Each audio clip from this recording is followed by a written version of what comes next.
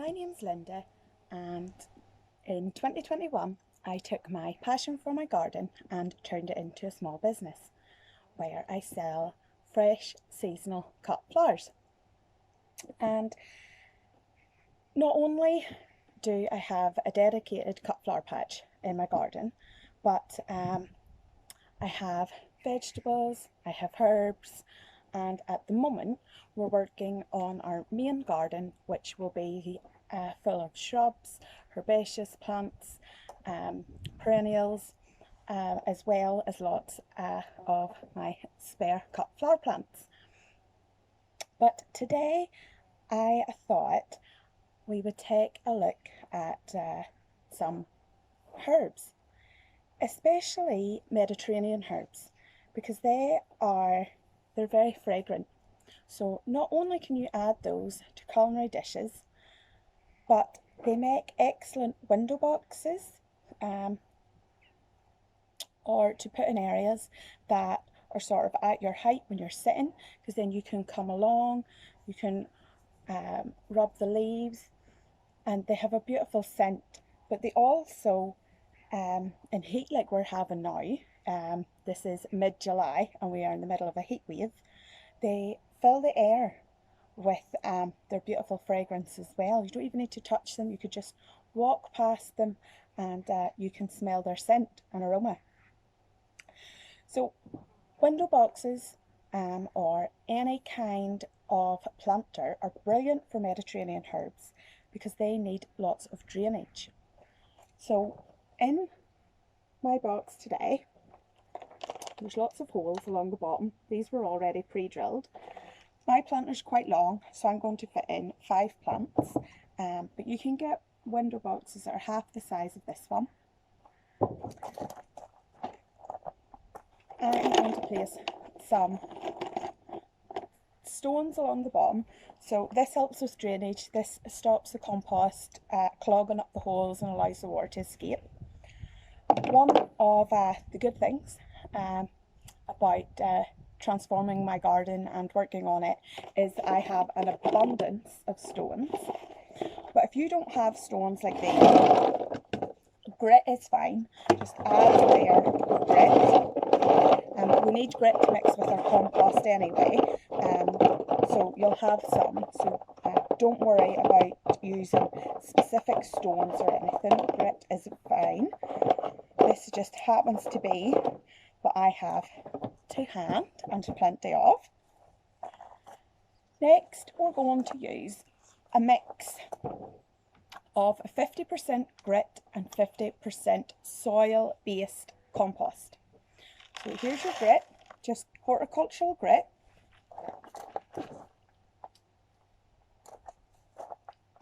And here we have soil-based compost. So soil-based over regular compost because soil actually holds more nutrients than regular compost. And now these aren't what I would call nutrient loving plants, so you don't need to continuously feed, but whatever is in the ground and whatever is in that soil to begin with, that should be enough, and that soil will retain that. Whereas if you're using just a standard compost, after a wee while from watering, your nutrients will have all drained away. So the best thing for Mediterranean herbs is a soil-based mix, but that can be picked up supermarkets, garden centres. It's readily available, just like your normal multi-purpose compost is. So beside me I have a wheelbarrow with my soil, so I'm just going to add my grit and then fill up my planter. So Mediterranean herbs, because they're highly scented, they are also brilliant to dry. So you can pick off some leaves. For example, sage, you can put between 2 pieces of kitchen roll and pop those into the microwave 30 seconds at a time to crisp those up. Lavender, you can just leave out in the sun or leave out in a dark place. And you can then use those in sachets, just like wee muslin cloth bags to scent drawers, you know, to scent your clothes. And those also help keep moths away. Another good thing with the Mediterranean herbs in a window box is they're actually brilliant at deterring flies and pests from coming into your home. So I have mine placed, well mine sits, I have one at my back door, on a windowsill beside my back door, and then that also means that they're easy to nip out, they're handy for me to nip out and pick a few herbs for my dinner as well. Okay, so I've filled my pot up halfway. Now what I'm going to do is pop in my herbs. So I have a selection. I have oregano, sage, lavender, rosemary and thyme. So you can sort of see they're very complementary because they flower in shades of pink and purple. So you want to give your pots a really good soak before you plant them up.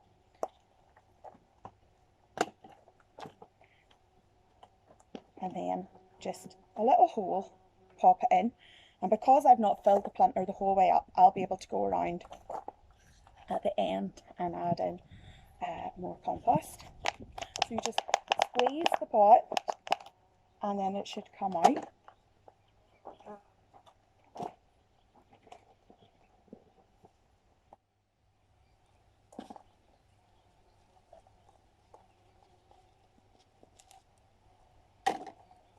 Now, there's very little care with Mediterranean herbs. As I say, they like free draining soil, so you don't need to water them very often. This one's rosemary, but they do tend to get quite woody. So every year you will have to chop them back. Probably the easiest one to explain it on is lavender. So you'll be able to see there'll be a woody stalk, and that'll be brown, and then there'll be nice fresh green growth. And your green growth is this year, the current year's growth. What you do at the end of the season is you come back and you cut down to maybe 1 or 2 centimetres above the woody stalk, the woody old growth, because you need the fresh green growth to be able to reshoot for the following year. And that's just the same with rosemary as well.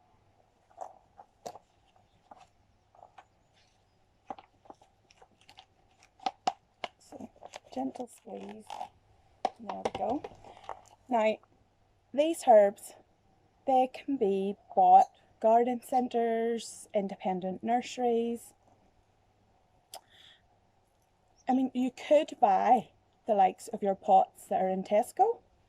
The only thing is, those wouldn't be what we would call hardened off to the elements because they've spent all their time inside.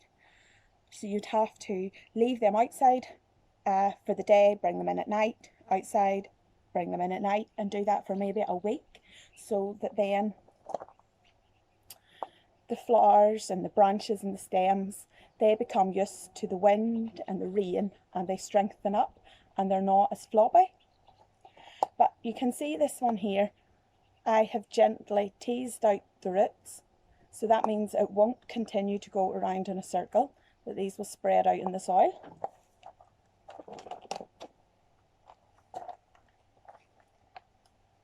Okay, so my last one is thyme.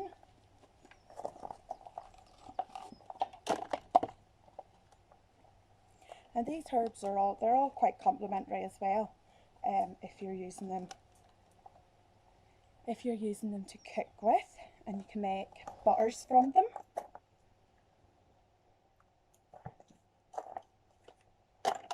So now I'm just going to fill in around. I'm going to just push them down and fill in around with compost, with my mixture of grit and soil-based compost. And what you want to do when you're planting in a pot, any pot, window pot, anything, is make sure you leave a few centimetres at the top to allow for watering. That's very important. You wouldn't want your water spilling out over the top, taking the soil with it down the side.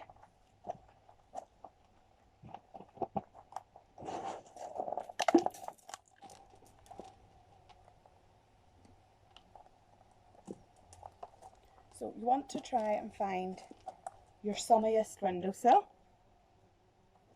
and obviously one that you can sit at, and whether you're sitting inside or outside to enjoy.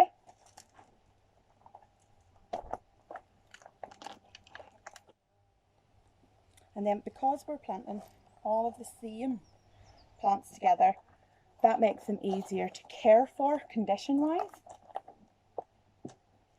Because, for example, I wouldn't put in here parsley. Parsley is prone to bolting in the sun, and it requires more water and more nutrients, so I wouldn't put parsley with these.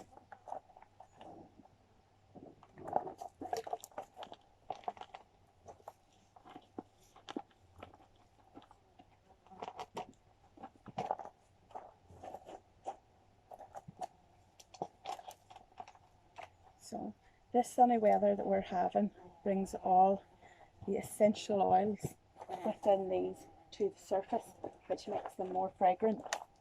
So they're absolutely beautiful. The smell as I stand here and I work away with them.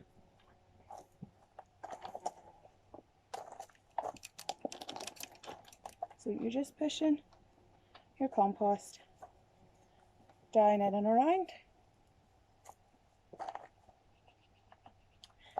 Generally speaking, when a herb such as the oregano here has gone to flower, means it'll be slightly a little bit more bitter when you're using it to cook. So the aim, if you want to use your herbs for culinary purposes, would be to pick them before they flower. But you can see this one here, the oregano.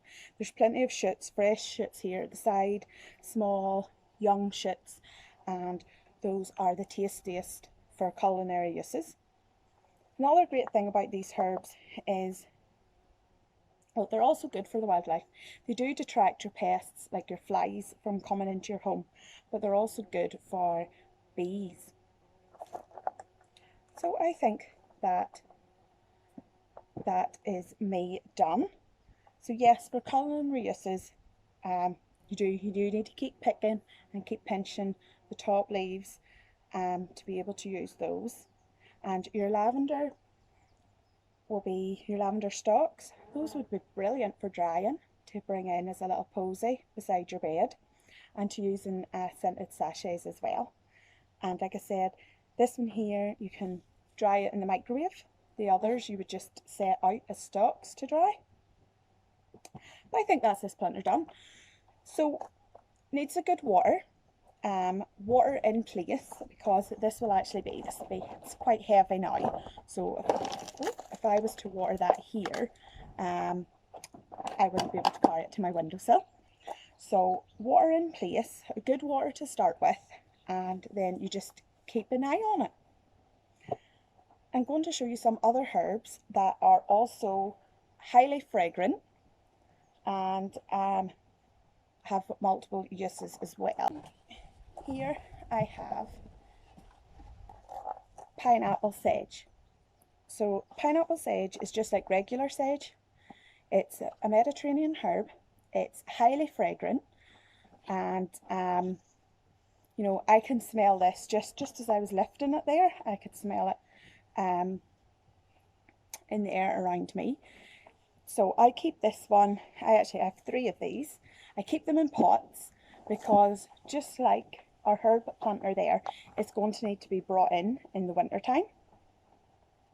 So somewhere sheltered, maybe like a polytunnel, a glass house, even I'm not sure, even if like a window, I would bring some things into a windowsill in my garage where it'll still get the light and it'll still get the sun, but it's going to be protected from frost. But this one here This will flower and it will have a long red spike with sort of tubular flowers. And again, brilliant for pollinators, but must be in a pot so you can bring it in. And at this time of year, put it somewhere that is a sun trap. The leaves, you can use the leaves in drinks to flavour water. Again, dry these leaves to put them in scented sachets for clothing drawers. And it just smells like pineapple. It reminds me on is it pear? It's not pear picking porky. Polly pineapple ice lollies. So yes, beautifully scented and an amazing aroma, and it's same conditions. However, it will grow bigger, as you can see here. This was bought the same size as those herbs, so either in a 9 or 13 centimetre pot is generally what you find. I'll just show you the size of those pots again. So this one is a 9 centimetre and this one is a 13 centimetre. And so this one came in a 9 centimetre, so just this size here, this season, and it's a lot bigger, so it's grew a lot faster. But it is a taller plant, so this would need a pot of its own. Another thyme that I have is lemon thyme. This one I actually use for scent in jam jar posies at this time of the year, because it's actually, as you can see, again, bought at the same time. This one's a lot longer. So the stem length here is maybe 20 centimetres or more, whereas some of those other herbs that are quite compact. But this one here is a lot longer. This will actually grow to 60 centimetres. And it has that distinctive thyme fragrance, but with the hint of lemon. So again, brilliant for sachets, for scent, and for bringing in for jam jars beside your bed. It behaves in the same way in terms of how to rejuvenate it and how to look after it for the winter. So you're cutting down to about 2 centimetres above old wood, so the brown wood. And the thing with thyme and also mint, which I will be going on to show you next, thyme and mint can be very easily propagated because they grow, let's see if I can find, so they grow from their little nodes, from each little leaf node. They can actually set down roots and grow.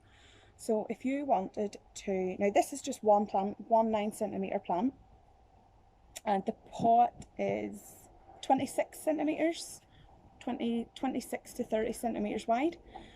But if I wanted to propagate this, and I would take a piece off. So now this piece, actually I pulled this from the centre, so it has a root. So what I could do is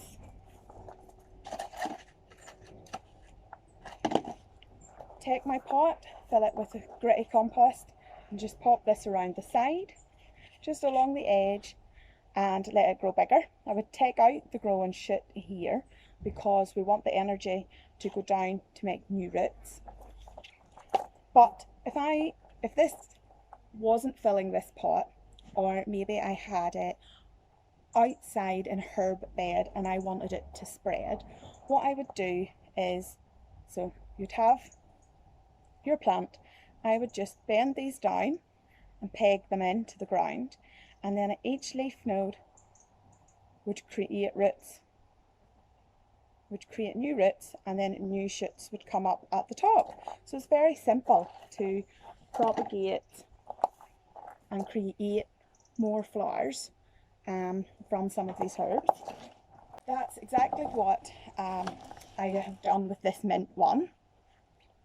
I know it's going to maybe be quite hard to see, but this mint was a 9 centimetre square pot just in the middle.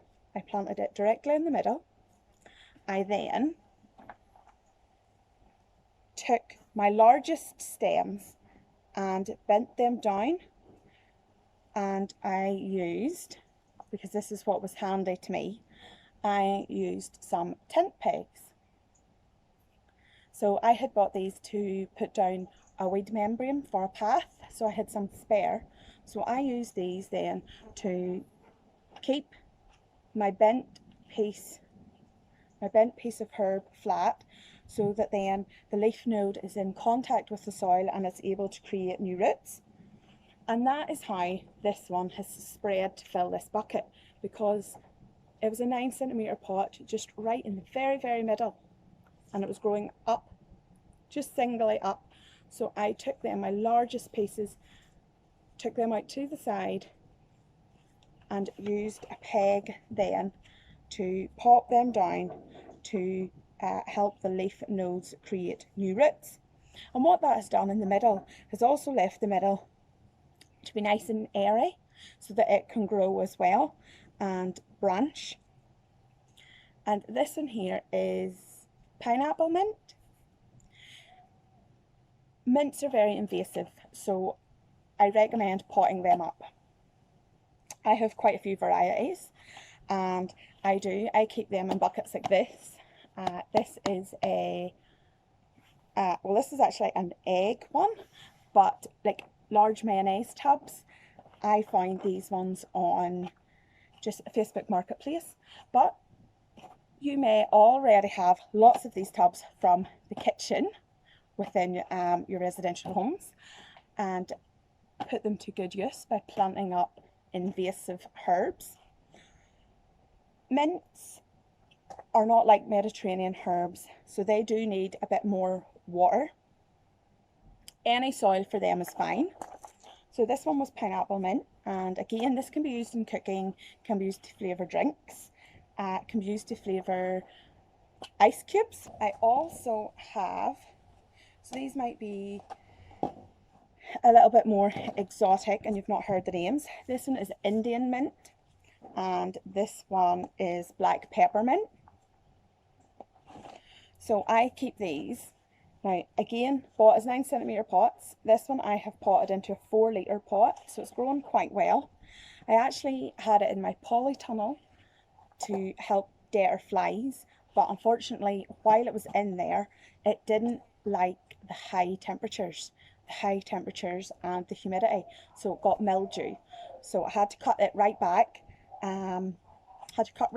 All the damaged mildew sort of is like a white, almost like a white powder. So I had to cut back all those stems.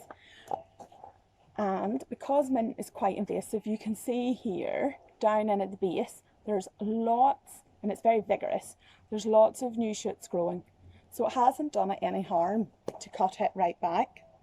And when you're cutting something like mint right back, you're just cutting down to a healthy set of leaves. And then this one is black peppermint. So again, this is the same. I had it at the opposite end of the polytunnel for the flies. So done the same. I had to cut it right back to the bottom. But you can see this is maybe 4 or 5 weeks worth of growth, new growth. So it's doing very well. And I would use the Indian mint and the black peppermint to flavour teas. So just a few leaves into warm water if you'd like a hot drink, or they're excellent in a cool drink with cucumber and a strawberry. I also have just your regular garden mint, and I use that for cooking. I have apple mint and chocolate mint, and I use them both for my cut flower patch. So I grow them for foliage and for scent for my cut flowers to add into bunches and bouquets. So mint is another, even the garden mint, any of these ones, or the pineapple one, any of these are brilliant to bring inside. Just, maybe as you're walking past, they smell amazing. The chocolate mint smells just like chocolate, just like Aero bars and After Eights. Mint After Eights, it just smells exactly like that there. So they're really nice to have inside your home. You can grow some of them in your windowsills inside. You just have to keep on top of watering, because the sun can be a little bit more intense then. But that is it for today on herbs. So Mediterranean herbs are, and then the mints are definitely the ones that are highly fragrant, perfect for the summer to attract pollinators, but deter the pests like the flies from coming into your home. Are amazing to have around seated areas, just to fill that air with their sweet fragrance. So thank you very much for listening to my demonstration of planting up a Mediterranean herb.